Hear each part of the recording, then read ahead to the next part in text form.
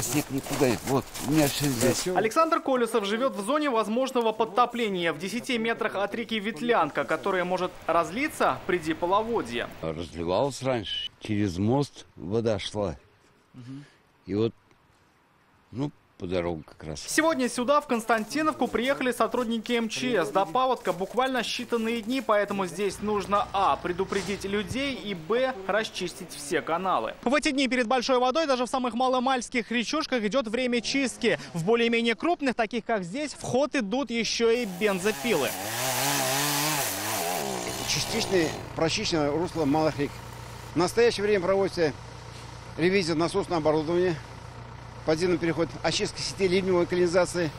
Мы создали 12 пунктов временного размещения. Они примут до 300 человек, примерно стоимость 1500 рублей.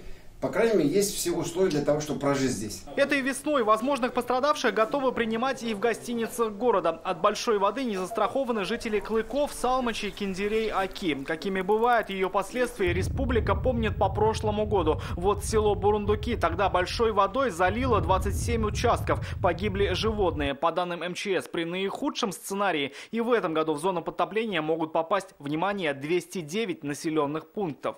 В зону подтопления также могут попасть 44 участка автомобильных дорог, 17 мостов, в том числе 7 низководных, 41 участок линии электропередач протяженностью 95 километров. По данным МЧС, уже отремонтированы трубы и гидротехнические сооружения, укреплены берега и очищены русла. Сегодня спасать от половодья готовы 15 тысяч человек и около 3000 машин. Рамиль Шайдулин, Алмаз Зиединов, ТНВ, Казань.